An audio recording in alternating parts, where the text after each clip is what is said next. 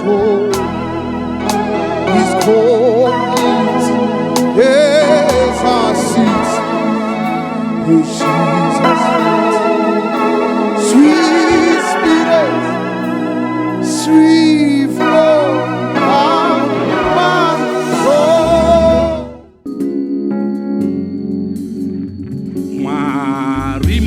Marimuri Suaredu Rino Peña Pausuru Asimea Ungaone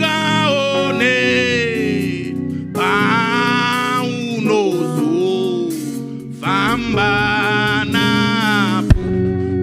Marimuri Zuaredu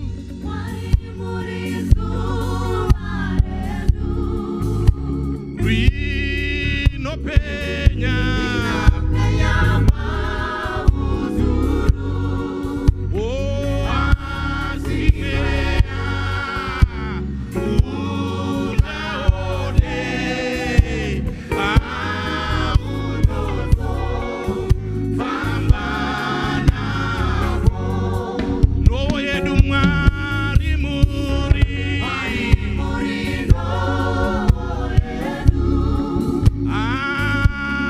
Atizichye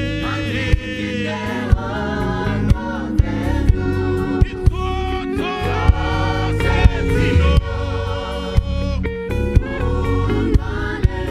Tikuya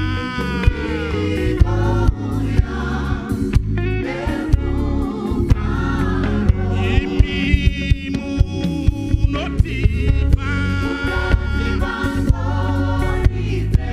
Mariwedumu notifa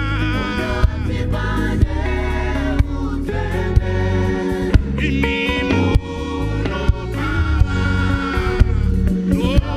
Nonamata Nonopama Iwokombo Tose totima komborero baba Iwoma komborero Iwo aripopa Marofunda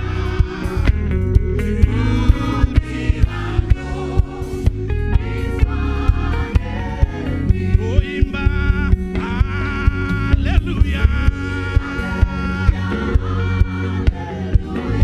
Oh, hallelujah.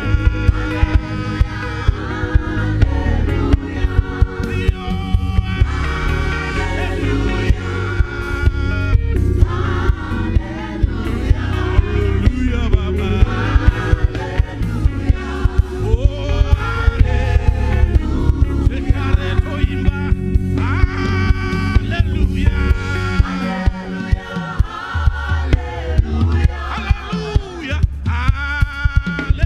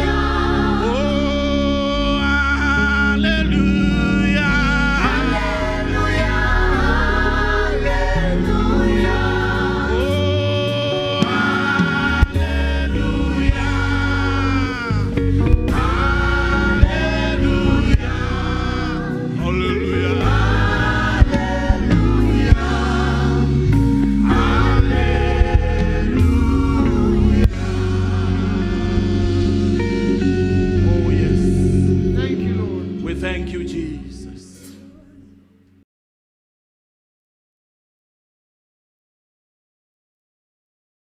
I want to welcome you again to our service here today, Raising Champions for God. This is God's servant for you, Bishop Henry Mujari, welcoming you into the very presence of Almighty God because it is written, faith comes by hearing, and hearing by the word of God.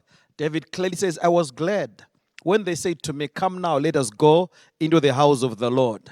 You see, in the presence of God, there is the fullness of joy. In the presence of God, you discover your purpose. In the presence of God, you discover your identity, and your future is revealed.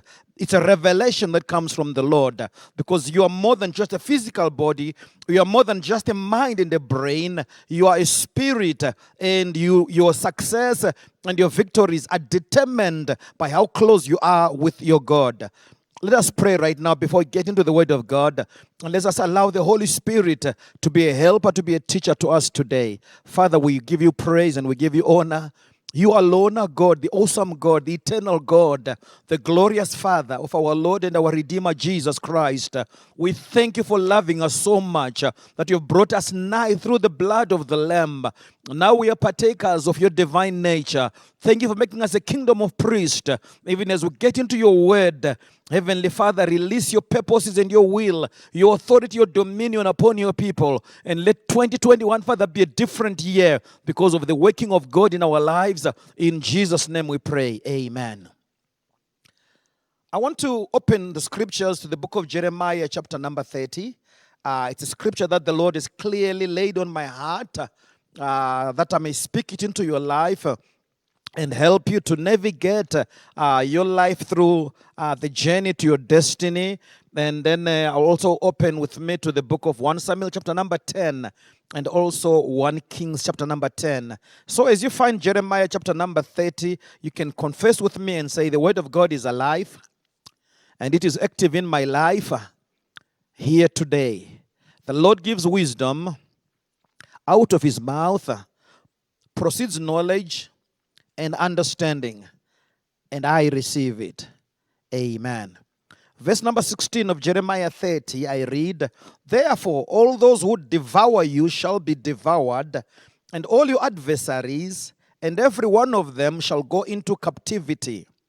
Those who plunder you shall become plunder, and those who prey upon you I will make a prey. For I will restore health to you, and heal you of your wounds, says the Lord, because they called you an outcast, saying, this is Zion, no one seeks her. Thus says the Lord, behold, I will bring back the captivity of Jacob's tents, and have mercy on his dwelling places. The city shall be built upon its mound, and the palace shall remain according to its own plan. Then out of them shall proceed thanksgiving and the voice of those who make merry. And I will multiply them, and they shall not diminish. I will glorify them, and they shall not become small. Their children also shall be as before, and their congregation shall be established before me. And I will punish all those who oppress them. Their nobles shall be from among them, and their governor shall come from their midst. Then I will cause him to draw near, and he shall approach me. For who is this who has pledged his heart to approach me, says the Lord? And you shall be my people, and I will be your God. Maybe I just need to explain something out of that scripture, because I desire that every child of God will be able to use that word of God to help them navigate where they are at. You know, Jeremiah is one of those prophets who spoke in a tough way about the judgment of God, who spoke in a very powerful way about how God was angry with Israel, and many a time did not mince his words. He's called the weeping prophet. But you know, something amazing happens when it comes to chapter number 30, beginning of chapter number 29. He says, I know the plans I have for you. Plans of good and not of evil. And then it comes chapter number 30, he speaks this word. He says, listen, there are those who devoured you shall I devour. There are those who are your adversaries, they shall go into captivity. There are those who plundered you, they shall become plunder. In other words, God says, I will become an enemy to your enemies. God says, not only that, I will restore health to you. And it's a word of restoration I want to bring across to you on the journey to obtaining an excellent glory. He says, I will restore health to you and I will heal you. No matter what pains you went through in the last decade or in 2020 or the whole rest of your life and things have been challenging, yet I want to know there's a God who says, I will heal you of your wounds. It's not right that children of God should hold on to their pains and their challenges as if it is part of their property. It is no longer your property. Hand over to God. Cast all your cares upon Him. Put all your burdens at the feet of Jesus. Allow Him to help you. Allow Him to heal you. Maybe they let you down. Perhaps they said things to you that have marred your way of approach to life. But no matter what they said, no matter what they called you, I want you to know you can allow God to help you. You can allow God to heal you. And then he says, I will bring back the captivity of Jacob's tents. There is a restoration that God is bringing. There is a mercy. He says, I will have on the people of God. And it's important. He says, when I restore it, cities shall be built again. There shall be a new glory, and palaces shall remain again. And out of them, the voice of thanksgiving shall be heard. You know, I look at that as the vision of the church. I look at that as the people of God. To say, from the people of God, God is bringing back again that voice of thanksgiving, and that voice of praise, and that voice of those who make merry. Hey, there shall be excitement again to serve in the house of God. It shall not be a place of sadness. It shall not be a place where people come in and they go out the same. It shall be a place of solutions and of answers. Look at verse number 19, part B. I will multiply them, and they shall not diminish. I will glorify them, and they shall not remain small. Their children shall be as before, and their congregation shall be established before me. You see, in this restoration, and multiplication is coming. And God says, I will even glorify them and not diminish. Therefore, days of smallness and days of diminishing are coming to an end. And then I want to jump back to the book of Samuel, and I'll just pick one or two verses there. 1 Samuel chapter number 10. And I want you to look at a concept that comes out of the Word of God. It was basically Prophet Samuel sent by God to a man whose name was called Saul, the son of Kish. And when he arrives and they says to him, verse number 1, then Samuel took a flask of oil, poured it on his own head and kissed him and said, is it not because the Lord has anointed you commander over his inheritance? You know, God has anointed you to be a ruler over Israel, over his special possession. That's verse number 1. But look down with me in verse number 7. It says, and when these signs shall come upon you, do as occasion serves you, for God is with you. And of course, he says in verse number 6, the Spirit of the Lord will come upon you, and you will prophesy with them, and be turned into another man, or be changed into another man. Those are very critical things that happen, because when God's hand is upon your life, you never remain the same. When God's hand is upon your life, you'll begin knowing exactly what to do because of the presence of the Lord. The Lord bless you by the reading of His Word. And so here we are in this next few minutes. I just want you to take you on this little journey on nurturing seeds of divine excellency.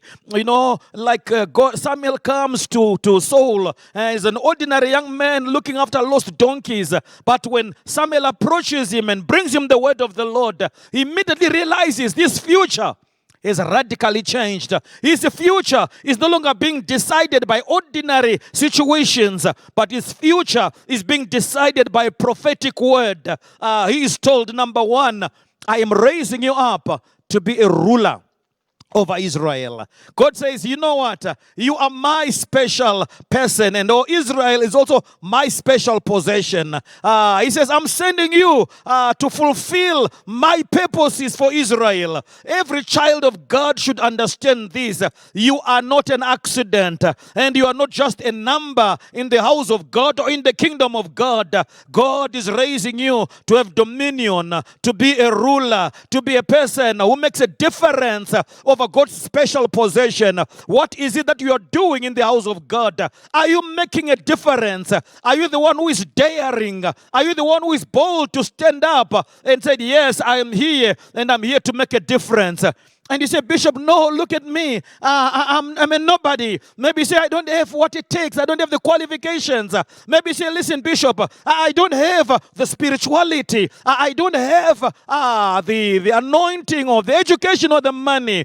But I love the answer that God brings through Prophet Samuel. He says, the Spirit of God will come powerfully upon you. The Spirit of God will come powerfully upon you. It is a time and a day to allow the Spirit of God to come upon you. You know, He does not come where He's not wanted. He will never force Himself upon anyone who closes himself up. Oh, but there are those who are hungry for God. There are those who say, God, I want more of you. I want more of your Spirit. I want more of Jesus. I want more of your word. He will come powerfully upon you. And he says you will be changed into another man. And this is where I want to walk with you on this journey of nurturing the seeds of divine excellency that God has upon you. What are the seeds that God has planted in your spiritual womb? You know, every one of us, no matter who we are, none came empty into this earth. None came empty into this life. When God brought you, He knows there is talents, there are giftings, there are things that He has put into you.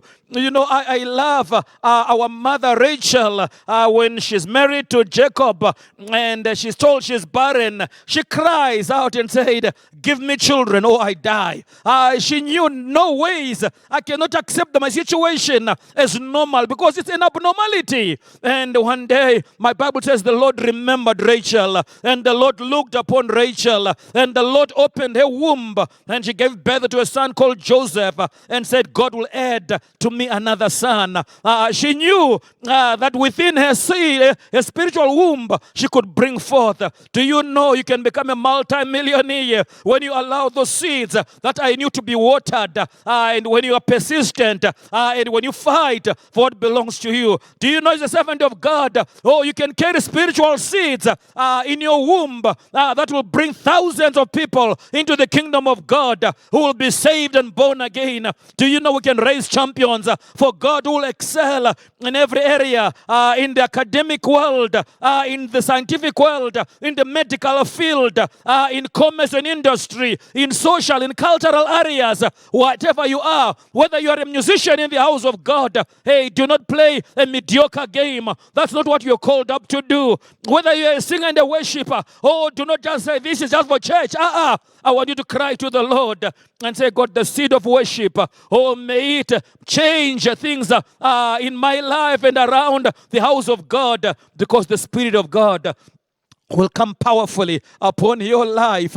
You know, it's amazing. There's a young man called Solomon. We read about him. He was raised up and to become king. He looked at himself in the natural. He wasn't very gifted. He wasn't a fighter like his father David. He wasn't like a Moses who could go in the mountain of the Lord. He wasn't even Joshua who had sat at the feet of a Moses. He was just Solomon, mother's young boy. But however, when the responsibilities came, he didn't run away and say, no, forget it, I don't want to do this.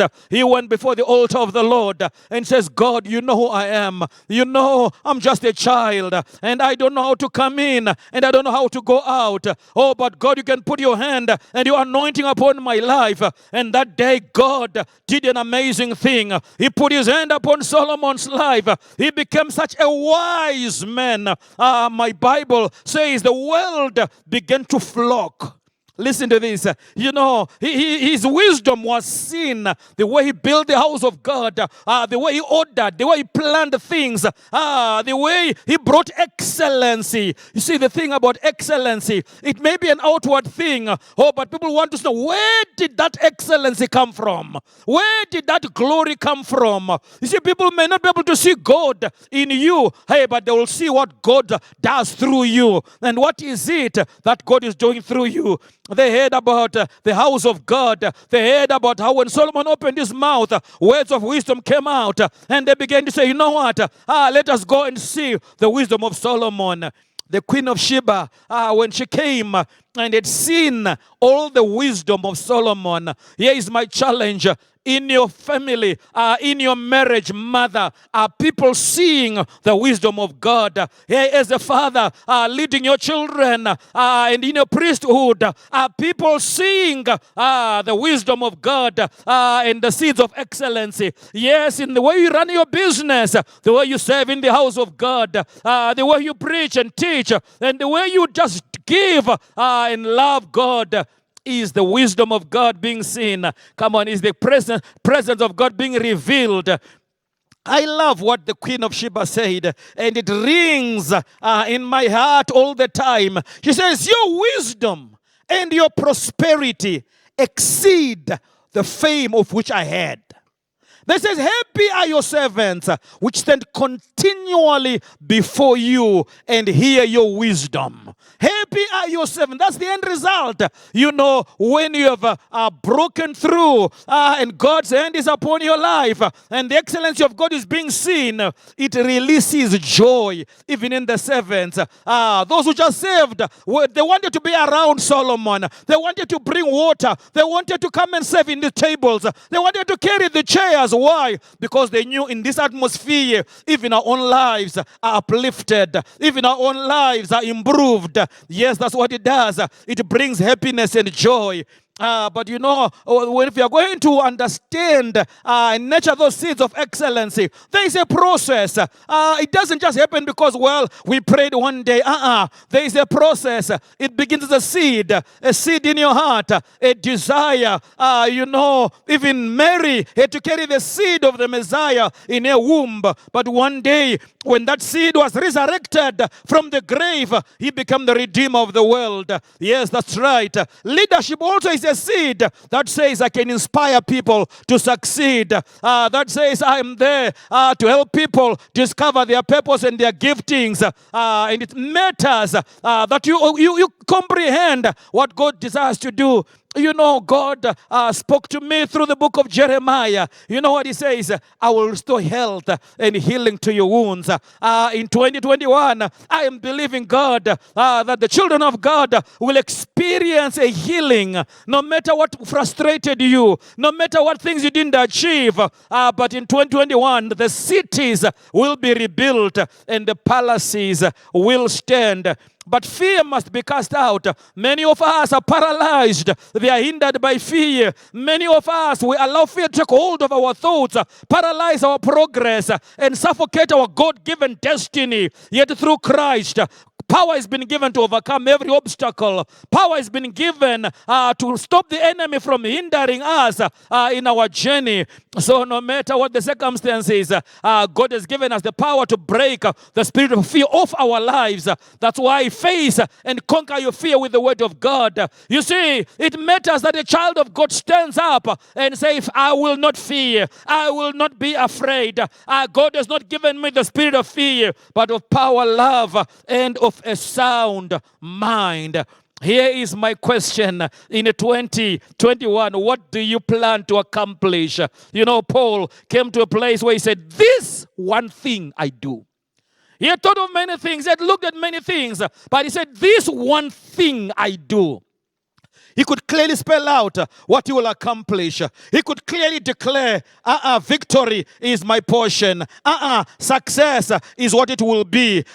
Blessing will become part of my nature. And when people think about me, they will think about a man who has been blessed of the Lord. See, whatever you think about the most is what will grow in your life.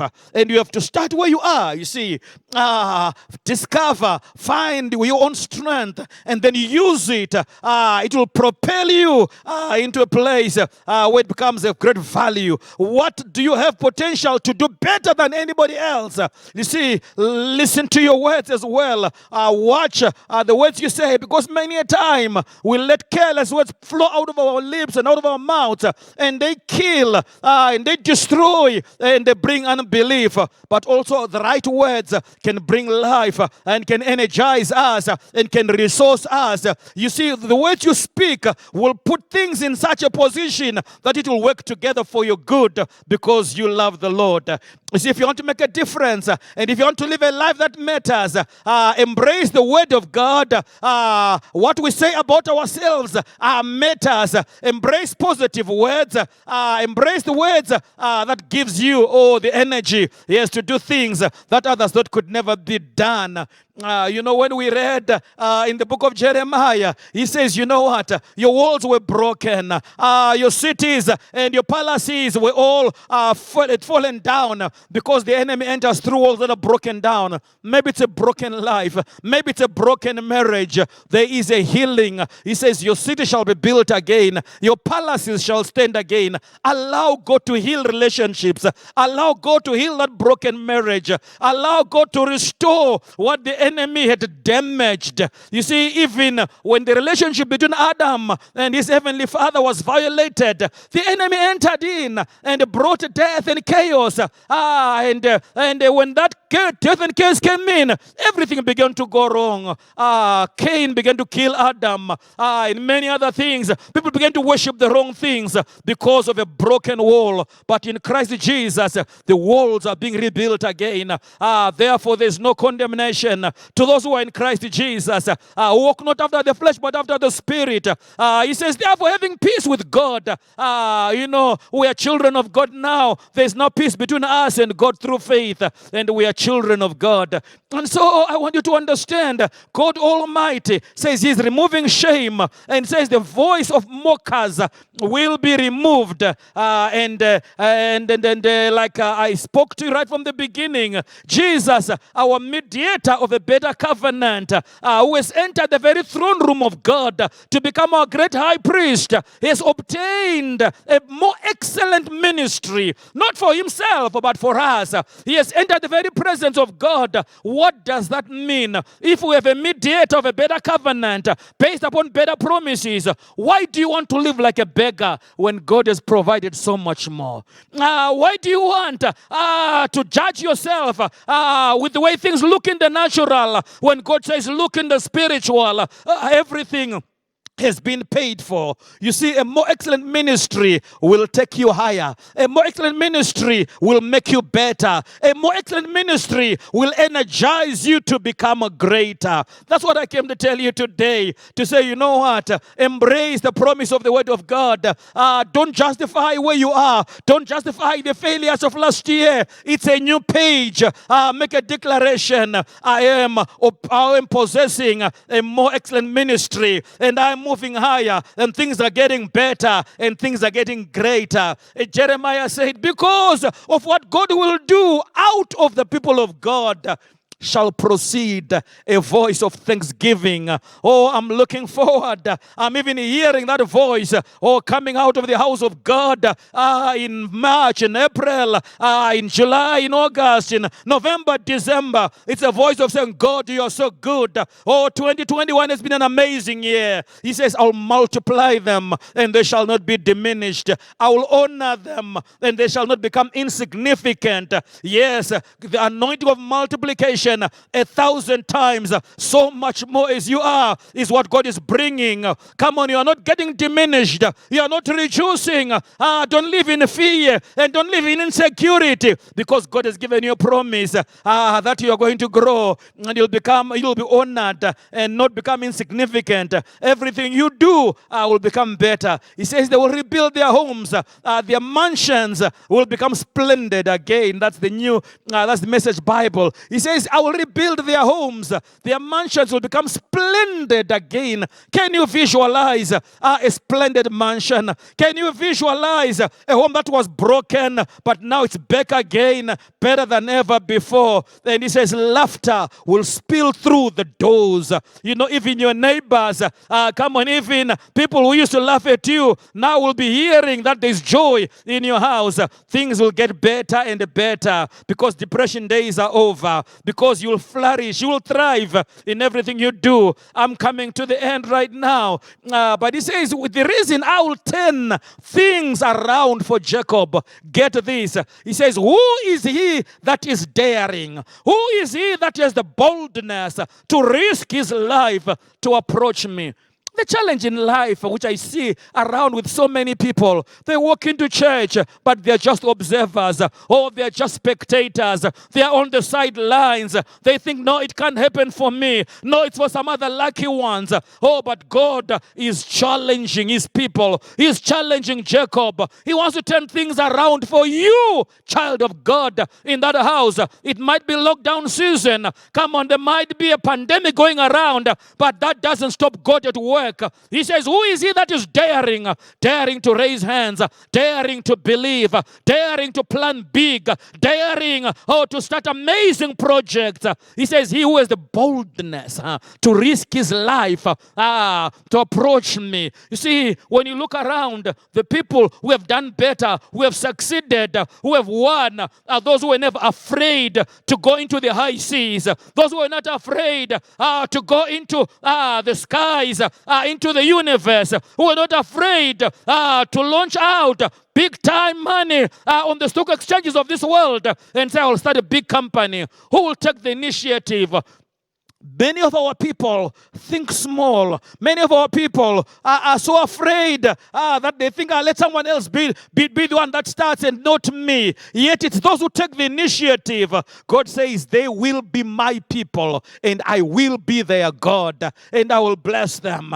If you are going to nurture seeds of excellence, be willing to be daring, be willing to be bold, be willing to take the initiative. And God says, there is my kind. There are those who think like me. There is the type that I can identify with because they have the mind of Christ. Yes, I want to bless you today. The time has come for us to pray right now. Wherever we are in our houses, wherever you are on your own listening to this message, it's time now to say, God, I look to an awesome God.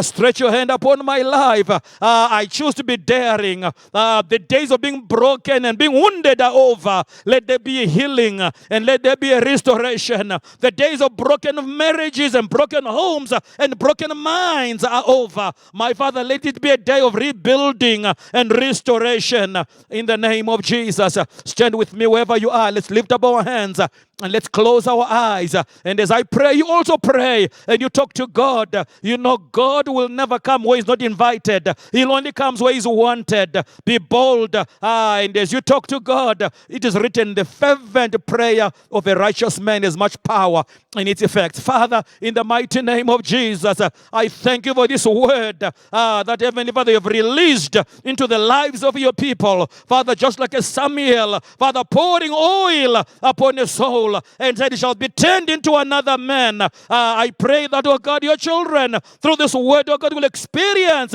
the working of the Holy Spirit, Father, in their lives, and the transformation will take place. We are daring, oh God, Father, heal the wounds, heal broken lives and hearts, and Heavenly Father, God, bring it together again. I pray in the name of Jesus, Father God, let houses be rebuilt again, let palaces stand again, let the voice of laughter and thanksgiving, and let there be a turnaround for Jacob. Father, I pray for the spirit of boldness, the spirit of initiative, to be daring, to be released upon each one of your children. Thank you for hearing me right now. I give you praise and I give you glory in Jesus' name.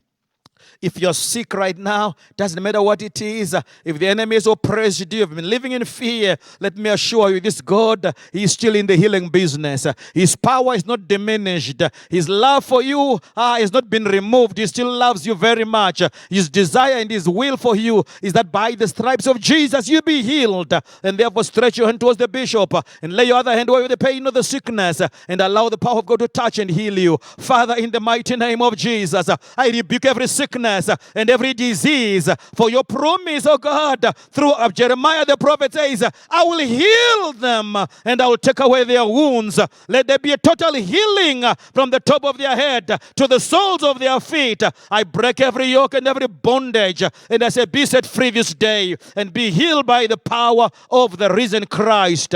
Thank you for hearing us, and thank you for healing your people in the name of Jesus. Many of us, the healing may not be a physical healing, but you're saying, Bishop, I'm far from God. I've been living in sin. The enemy has been playing havoc with my life. Darkness has been ruling over me, and I no longer want to serve the devil. I want Jesus to become Lord of my life. I want the Redeemer to come in. I want again the voice of thanksgiving, and I want the voice of praise again to be heard in my life. I want my sins forgiven. He himself said, come to me, all you who labor and who are heavy laden, I will give you rest. He himself said, I came that you may have life and have it more abundantly. He himself said, today when you hear my voice, don't harden your heart, because today is the day of salvation. Today when you hear his voice, open your heart. With the heart you believe and you are made righteous. With the mouth you confess and you are saved. Right now, I want you to put your left hand on your chest, on your heart. It's the inner man really. It's not the physical heart we're talking about, but the real you that is on the inside. And I want you to pray this prayer together with me. It's a simple prayer, but it's a prayer that will bring salvation to your soul. Say, dear God in heaven, I come to you this afternoon. I confess that I'm a sinner and I cannot save myself. But today I repent. Today I turn away from sin. I say no to the devil. I invite you, Lord Jesus. Come into my heart. Come into my life. Save my soul. Make me a child of God. Heal and restore that which was wounded. Heal and restore that which the enemy had damaged. I receive your peace. I receive your joy. Thank you that I'm now a child of God. Thank you that now I am born again. In the mighty name of Jesus. Amen. God bless you. Thank you so much for hearing this word of God and for obeying this word of God and for giving your life to Jesus. Keep in touch with us. Would like to hear from you. We love you very much and keep on praying for you in Jesus' name. God bless you, and we would love to hear what God has done in your life through this word. To give your offering for prayer and more information about Family Covenant Church, contact our offices on these numbers: +263 292 882 451, +263 773 362 101, +263 784 332 480, or email us on fccbyo@gmail.com, or visit our website on familycovenantchurch.org.